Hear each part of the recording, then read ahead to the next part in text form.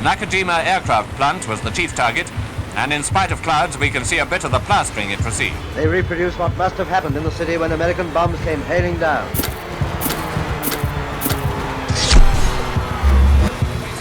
Until it's become almost a daily event, American super fortresses have been taking off from Saipan to attack military targets in Japan. ये मंजर दोस्तों Hiroshima या Nagasaki का नहीं है बल्कि टोक्यो का है। यस, वर्ल्ड वॉर 2 में हिरोशिमा और नागासाकी के अलावा ऑपरेशन मीटिंग हाउस के तहत 330 अमेरिकन B-29 बॉम्बर्स ने पूरी तरीके से टोक्यो को तबाह कर दिया था। पर टोक्यो के लिए यह तबाही कोई पहली बार की नहीं थी। 1923 की अगर बात करें तो द ग्रेट कैंटो अर्थक्वेक में भी टोक्यो पूरी तरीके से डिस्ट्रॉय हो चुका था। लेकिन आज टोक्यो कुछ ऐसा दिखता है। टोक्यो ने ग्रेट कैंटो के बाद महज 7 सालों में पूरे शहर को वापस से खड़ा कर दिया। लेकिन अनफॉर्चुनेटली 1945 में वर्ल्ड वॉर 2 के बाद वापस से पूरा शहर डिस्ट्रॉय हो गया था। बट तब तक टोक्यो ने इस रीबिल्डिंग टेक्निक को इतना मास्टर कर लिया था कि 1959 से 1964 तक सिर्फ 5 सालों में उन्होंने 10,000 नए बिल्डिंग्स, 8 नए एक्सप्रेसवेज, 2 नए सबवे लाइंस, एक मोनोरेल लाइन और एक लॉन्ग डिस्टेंस बुलेट ट्रेन तक बना लिया। एंड 1964 में तो उन्हें ओलंपिक्स होस्ट करने का भी मौका मिल गया। आज के तारीख में टोक्यो सिटी का इंफ्रास्ट्रक्चर इतना कमाल का है कि वहां पर अगर अर्थक्वेक की वजह से कोई रोड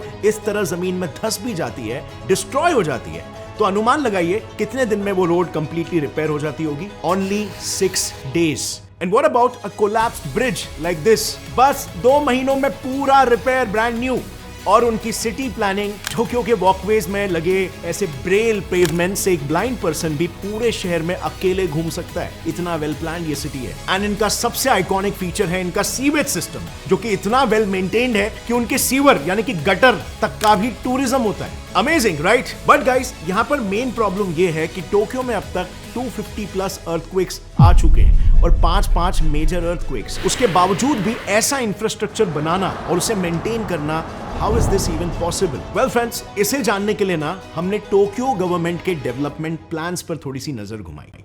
तो चलो फंडामेंटल से शुरू करते हैं। जापान का जोनिंग मैप कुछ ऐसा दिखता है। उनकी सिटी रेडियल यानी कि सर्कुलर पैटर्न में प्लान्ड है। यहाँ पर सेंटर में एक कोर सर्कुलर सिटी है और ऐसे ही उस कोर सिटी के चारों तरफ बाकी के सर्कुलर सिटीज डेवलप्ड है, जो by the way circular train और सर्कुलर रोड नेटवर्क से कनेक्टेड है। उन सिटीज के बीच और टोक्यो के बॉर्डर पर नो डेवलपमेंट ग्रीन जोन मौजूद है, ताकि पॉपुलेशन सिटी लिमिट्स को छोड़कर काफी ज्यादा फैले नहीं। बेसिकली ताकि लैंड एंक्रोचमेंट ना हो। अब ये अलग अलग सिटीज भी ना जोन्स में डिवाइडेड है। सो आप इस थर्ड स्ट्रक्चर में देख सकते हो कि वहां पर पर्पस के हिसाब से जोन्स बने हुए हैं। पिंक जोन्स में ऑफिसेस और शॉप्स है, लाइट ग्रीन में रेस्टोरेंट्स, कैफे और सैलून जैसे कमर्शियल सेंटर, और डार्क ब्लू रेसिडेंशियल और लाइट ब्लू रेसिडेंशियल और कमर्शियल मिक्स्ड है, ताकि कन्वीनियंस बढ़ सके। और इसके बीच में काफी सारे ग्रीन एरियाज मौजूद है, जिन्हें स्पेशल ग्रीन कंजर्वेशन एरिया कहते हैं। आज पूरे टोक्यो में ऐसे 260 हेक्टेयर्स के ग्रीन एरियाज मौजूद है। और इसी के साथ ही टोक्यो गवर्नमेंट ने ग्रीन ऑर्डिनेंस के तहत सभी बिल्डिंग प्रेमिसेस और रूफटॉप्स पर गार्डन बनाना मैंडेटरी कर दिया है। Interesting, right?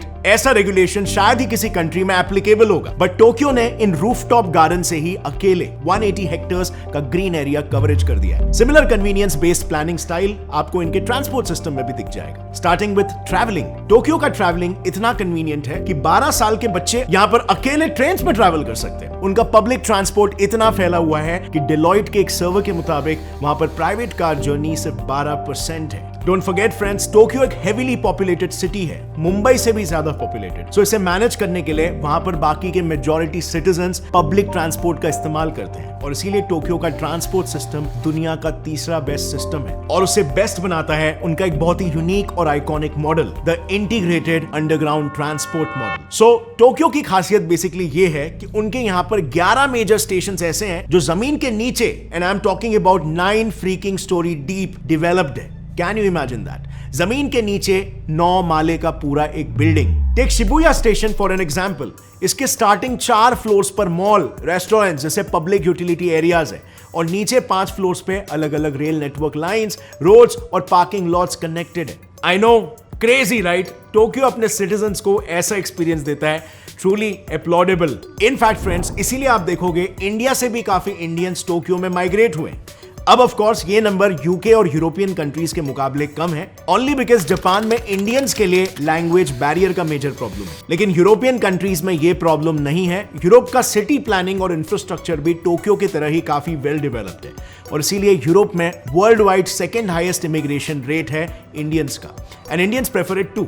And mainly because HSBC के एक सर्वे के हिसाब से अगर आप इंडियंस का यूरोप में एवरेज सैलरी देखोगे तो it is 79 lakh per annum, जबकि इंडिया में फैमिली इनकम ही इससे काफी कम होता है। इनफैक्ट फ्रेंड्स, इसीलिए आप देखोगे इंडिया से भी काफी इंडियंस टोक्यो में माइग्रेट हुए। अब ऑफ कोर्स ये नंबर यूके और यूरोपियन कंट्रीज के मुकाबले कम है, ओनली बिकॉज जापान में इंडियंस के लिए लैंग्वेज बैरियर का मेजर प्रॉब्लम है। लेकिन यूरोपियन कंट्रीज में ये प्रॉब्लम नहीं है। यूरोप का सिटी प्लानिंग और इंफ्रास्ट्रक्चर भी टोक्यो की तरह ही काफी वेल डेवलप्ड है और इसीलिए यूरोप में world wide second highest immigration rate है इंडियंस का। प्लस यूरोप ने तो रिसेंटली एक ब्लू कार्ड प्रपोजल लॉन्च किया था यूरोप के इमिग्रेंट्स के लिए वर्क परमिट और रेसिडेंस प्रोसीजर को और भी ज्यादा सिंप्लीफाई करने के लिए, to further attract Indian immigrants and Indians prefer Europe to.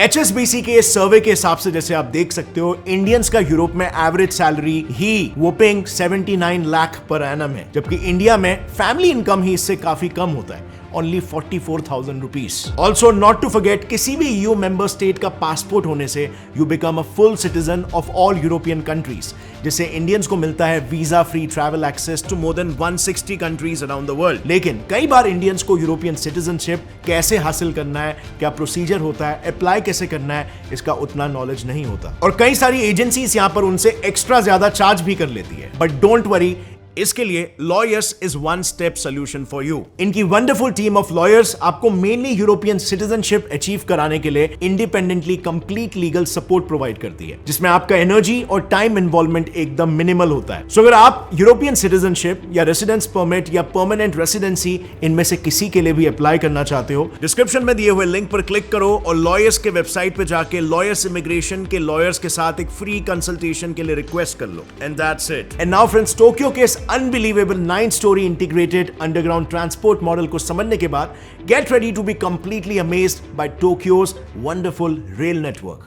And सिर्फ स्टेशन ही नहीं फ्रेंड्स, बल्कि टोक्यो का रेल नेटवर्क इतना डेंस है कि वहां पर टोटल 883 रेलवे स्टेशंस ऑपरेशनल है, जो कि न्यूयॉर्क से डबल और मुंबई से ट्रिपल है। हर रोज वहां पर 14 मिलियन लोग इस रेल नेटवर्क से ट्रैवल करते हैं और ये नेटवर्क भी 4 अलग अलग सब नेटवर्क में डिवाइडेड है, जैसे जापानीज रेलवे, प्लाज्मो लाइन, टोक्यो नेटवर्क और Toei subway, which all makes Tokyo densely covered. लेकिन this is not actually the main reason behind Tokyo's efficient railways. Main reason है प्राइवेटाइजेशन ऑफ रेलवेज। 1987 में ही Japanese government ने अपने railway system को privatise किया था। इससे हुआ ये कि प्राइवेट प्लेयर्स काफी प्रॉफिट फोकस काम करने लगे। वो प्राइवेट कंपनीज सिर्फ रेलवे के टिकट फीस पर डिपेंडेंट नहीं रही, उन्होंने अपने बिजनेसेस को और डाइवर्सिफाई किया। एग्जाम्पल के लिए, आज वहां की एक लाइन रन करने वाली JR east company Tokyo station में रेस्टोरेंट्स, होटल्स और शॉपिंग सेंटर्स ओन करती है। इससे उनके टोटल प्रॉफिट का 30% हिस्सा आता है। ऐसे ही एक और एक कंपनी JR क्यूशू तो अपने प्रॉफिट का 60% इन प्राइवेट बिजनेसेस से कमाती है। इस प्राइवेटाइजेशन से हुआ ये कि ऑपरेटर्स अपने बिजनेस में प्रॉफिट्स अर्न करने लगे और प्रॉफिट आने से इन टर्न वो पब्लिक के लिए बेस्ट सर्विसेज केटर करने लगे और इसीलिए आज के तारीख में वहां पर लिटरली ट्रेन्स इतनी रिलायबल है। सो जाहिर सी बात है, रेल नेटवर्क इतना एक्सेसिबल होने की वजह से टोक्यो में कार ओनरशिप रेट 0.54 पर हाउस होल्ड है, जो दुनिया की बड़ी कंट्रीज से काफी लो है। And no, this does not at all mean कि टोक्यो ने अपने रोड नेटवर्क पर फोकस ही नहीं किया है। टोक्यो का रोड नेटवर्क भी काफी डेंस है, स्टार्टिंग विथ रिंग रोड्स, जो किसी भी सिटी को 360 डिग्री सराउंड करके ट्रैफिक बाईपास करते हैं। ऐसे रोड्स डेवलप्ड नेशंस की एक निशानी होती है। एंड आफ्टर बीजिंग, टोक्यो का ring road network second largest है इन द वर्ल्ड। टोक्यो को टोटल 3 रिंग रोड्स कवर करते हैं। पहला, मेट्रोपॉलिटन इंटरसिटी एक्सप्रेसवे, जो 60 किलोमीटर रेडियस में फैला हुआ है, जिसका काम है टोक्यो को बाकी major cities, distribution hubs, ports और नरीटा एयरपोर्ट से जोड़ना। दूसरा रिंग रोड है टोक्यो आउटर रिंग रोड, जो सिटी सेंटर से 15 किलोमीटर रेडियस पे बना हुआ है। इसे सिटी सेंटर से ट्रैफिक को डिस्पर्स करने के लिए बनाया गया है ताकि अननेसेसरी ट्रैफिक जैम्स ना हो। अब इसका इंपॉर्टेंस क्या है, इसे मैं आपको एक इंडियन एनालॉजी से समझाता हूं। तो देखो, ये है हमारा नेशनल हाईवे 48। ये रोड मुंबई को गुजरात से और उसके सबर्ब से कनेक्ट करती है। नाउ अगर आप यहां पर देखोगे तो ये हाईवे भिवंडी, जो एशिया का one of the largest warehousing hub है, उसे भी कनेक्ट करती है। तो अगर किसी को भी सबर्ब सिटी वसई से मुंबई आना हो तो उसे बेवजह भिवंडी जाने वाले लॉजिस्टिक ट्रैफिक के साथ ट्रैवल करना पड़ेगा। सो अगर इस लॉजिस्टिकल ट्रैफिक के लिए एक सेपरेट रूट होता तो सबर्ब से ट्रैवल टाइम और ट्रैफिक फ्लो दोनों स्मूथ हो जाता। एग्जैक्टली यही सेपरेशन ऑफ ट्रैफिक टोक्यो का आउटर रिंग रोड करता है। एंड फाइनली उनका तीसरा रिंग रोड है सेंट्रल सर्कुलर रूट, जो सिटी के इनर कोर को जोड़ता है। इसके बनने से शिंजुकू और हनेडा एयरपोर्ट के बीच का ट्रैवल टाइम लिटरली हाफ हो गया, 40 मिनट्स टू 19 मिनट्स। बट इस रोड नेटवर्क को टोक्यो ने एक स्टेप और आगे लेकर जाते हुए अर्बन एक्सप्रेसवेज का कॉन्सेप्ट भी इंट्रोड्यूस किया है। All in all motive inter town traffic को एफिशिएंट बनाना है और ट्रैफिक फ्लो के स्पीड को बढ़ाना। पर ये इतना यूनिक क्यों है, इसे मैं वापस से इंडियन एग्जांपल से आपको समझाता हूं। तो इंडिया में आपने दिल्ली मुंबई एक्सप्रेसवे, गंगा एक्सप्रेसवे जैसे कई एक्सप्रेसवेज का नाम सुना होगा, जो बेसिकली दो बड़े सिटीज को जोड़ते हैं। बट टोक्यो ने उनके दो टाउन्स को ही एक्सप्रेसवे से जोड़ दिया है। अब समझो आपको मुंबई से अगर थाने जाना हो तो इस बीच ये सारे लोकल रोड्स भी इस मेन हाईवे से कनेक्टेड है। बट अगर यहीं पर एक्सप्रेसवे होता तो वो इस सारे अननेसेसरी लोकल ट्रैफिक को अवॉइड करता। टोक्यो ने इसी प्रॉब्लम को सॉल्व करने के लिए शुटोकू एक्सप्रेसवे नेटवर्क बनाया है। इसे इतना फ्यूचरिस्टिक बनाया है कि इसके साइन बोर्ड्स लिटरली रूट पर रियल टाइम ट्रैफिक अपडेट्स देते हैं। नाउ इनकी सोफिस्टिकेशन आपने देखी। रेलवे और रोड नेटवर्क को मिलाकर ये इतना डेंस ट्रांसपोर्टेशन नेटवर्क बन जाता है कि टोक्यो में आज टोटल 1050 रेलवे क्रॉसिंग्स है। बट इसके बावजूद भी वहां ये क्रॉसिंग ट्रैफिक फ्लो में कोई ऑब्स्ट्रक्शन क्रिएट नहीं करता, क्योंकि उन्होंने ग्रेड सेपरेटेड इंटरसेक्शंस यानी कि नेक्स्ट लेवल रेलवे क्रॉसिंग्स बनाई है। एग्जाम्पल के लिए ओचानोमिजू रेलवे क्रॉसिंग, जिसमें आप देख सकते हैं कि मल्टीपल रेलवेज, रोड और कैनाल एक ही जगह से क्रॉस हो रहे हैं विदाउट एनी ऑब्स्ट्रक्शन। ऐसे ही मल्टीपल क्रॉसिंग से अब तक 43 प्रोजेक्ट्स रन करके टोक्यो ने 395 रेलवे क्रॉसिंग्स के प्रॉब्लम को सॉल्व कर लिया है। Now moving on to Tokyo's man made islands. Did you know Tokyo bay में सारुशिमा आइलैंड को छोड़कर बाकी सभी आइलैंड्स मैन मेड है। इनका भी यूज इन्होंने सिर्फ लीजर एक्टिविटीज और टूरिज्म के लिए ही किया है, by either making it into a theme park और one simple green island with no development zone. कुछ आइलैंड्स का यूज उन्होंने शिप टर्मिनल के तौर पर शिप्स को एंकर करने के लिए भी किया है। पर चौंकाने वाली बात यह है कि ये सारे आइलैंड कोई नए बने स्ट्रक्चर्स नहीं है। ये टेक्नोलॉजी जापानीज लोगों के पास 1800s के माइजी एरा से थी। ऑल्सो अ फन फैक्ट, वहां का एक टोयोसु आइलैंड तो completely the great canto earthquake के मलबे से बना हुआ है। नाउ ये आइलैंड लीजर एक्टिविटीज के लिए लैंड यूज के अलावा ब्रेक वाटर्स का भी काम करता है। बेसिकली ये सभी आइलैंड्स टोक्यो को टाइड्स, करंट्स, वेव्स और स्टॉर्म सर्ज से बचाती है। बेसिकली वेव्स कट करके पानी अंदर आने से रोकती है, क्योंकि जैसे आपको पता ही होगा पूरा Japan is very prone to earthquakes and natural disasters in general, like typhoons, heavy rains, wind storms and snow. आज तक अगर सिर्फ टोक्यो की बात करें तो इस सिटी ने 250 प्लस अर्थक्वेक्स झेले हैं। एक डेटा के हिसाब से जापान को अर्थक्वेक्स और सुनामीज के बाद रिकंस्ट्रक्शन में अब तक 31.3 ट्रिलियन येन का खर्चा करना पड़ा। ये अमाउंट इजिप्ट के पूरे इकोनॉमी जितनी है, और इसीलिए अगर आज आप देखोगे तो टोक्यो ने अपने डिजास्टर प्रिपेयर्डनेस को इस तरह से एस कर रखा है कि they are mostly prepared for any upcoming disaster. आइए जरा नजर डालते हैं उनकी किस नेक्स्ट लेवल की प्लानिंग है। Reserve roads for earthquakes. ये कैटफिश का सिंबल आपको दिख रहा है, ये है नमाजू, जिसे जापानीज कल्चर में अर्थक्वेक्स क्रिएट करने वाला जायंट क्रीचर माना जाता है। ये साइन जिस भी रोड पर लगा हुआ होता है, उस रोड को कोई भी डिजास्टर होने पर कंप्लीटली फ्री कर देना होता है for emergency services like ambulance and fire trucks. Number 2, evacuation centres. Tokyo government ने 3000 स्कूल्स, कम्युनिटी सेंटर्स और बाकी पब्लिक फैसिलिटीज को इवैक्यूएशन सेंटर्स डिक्लेयर किया है। बेसिकली उनके सिटीजन्स को डिजास्टर के समय इवैक्यूएशन के लिए यहाँ पर जमा होना पड़ता है। Number 3, supplies. उनके यहाँ पर सभी बिजनेस ऑपरेटर्स को एटलीस्ट 3 दिनों तक चले इतना पानी, खाना और बाकी नेसेसरी सप्लाईज को कंपलसरी स्टोर रखना होता है, ताकि डिजास्टर के समय उनके एम्प्लॉइज उसका यूज कर सके। सेम फैसिलिटी उनके यहाँ पर टेम्पररी शेल्टर होम्स में भी रखनी पड़ती है। Number 4, disaster prevention park. पूरे टोक्यो में 50 पार्क्स को डिजास्टर प्रिवेंशन पार्क डेजिग्नेट किया गया है।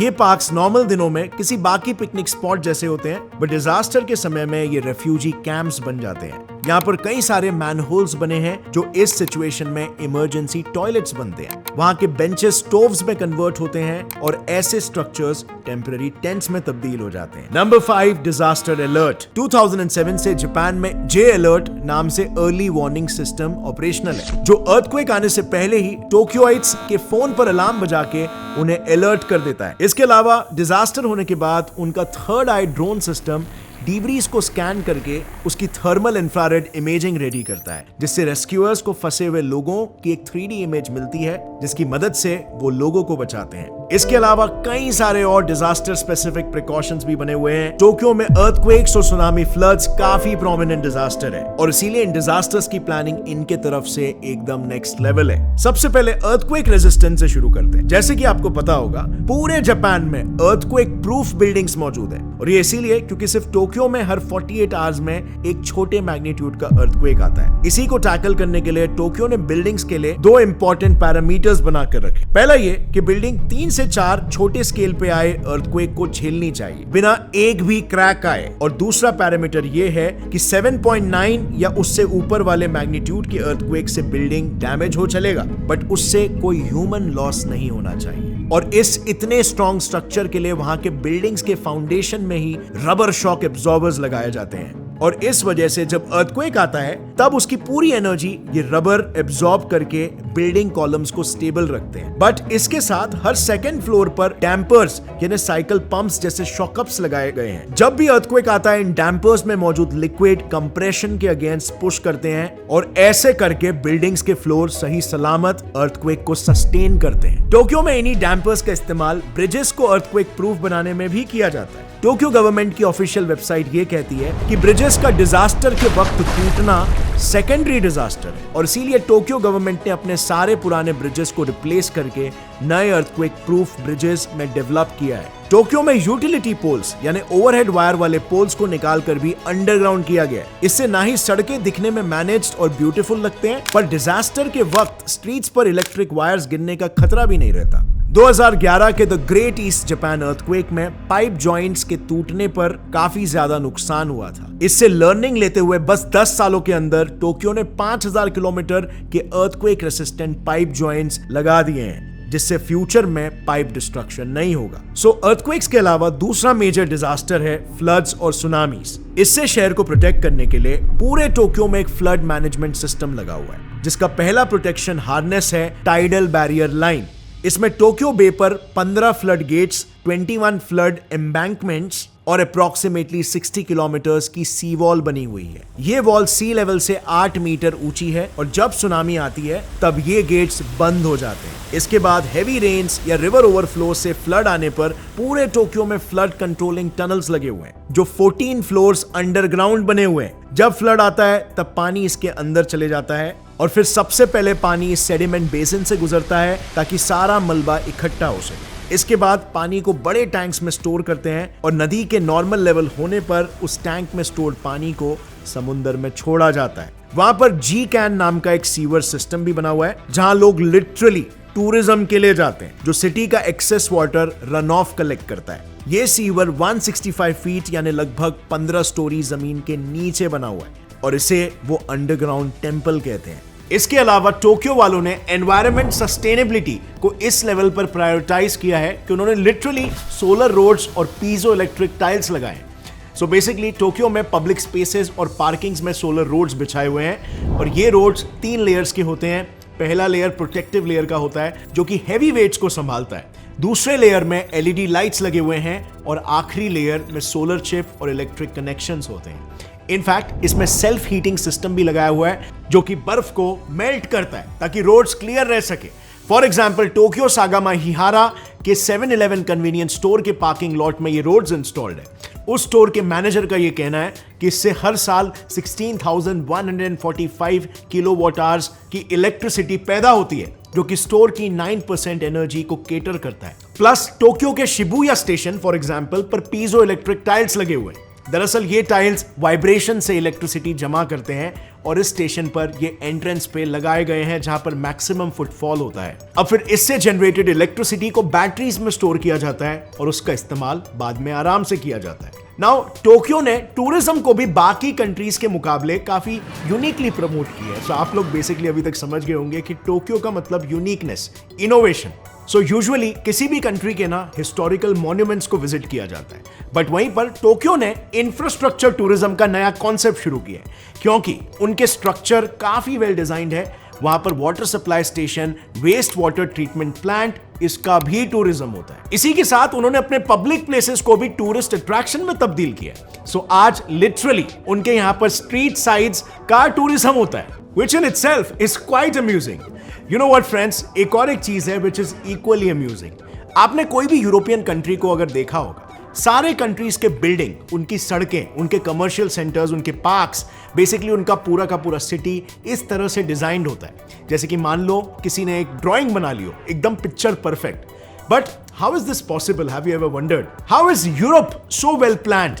अगर आपको ये वाला वीडियो अच्छा लगा ना तो मैं हाईली सजेस्ट करूंगा कि आपको यूरोप का भी वीडियो देखना चाहिए, बिकॉज उससे आपको यूरोप के इंफ्रास्ट्रक्चर के बारे में बहुत कुछ जानने को मिलेगा। वीडियो पसंद आई तो एक लाइक जरूर ठोकना और गौरव ठाकुर चैनल को सब्सक्राइब कर लो ऐसे ही नॉलेजेबल वीडियोस को आगे भी देखने के लिए। See you next time, take care, जय हिंद।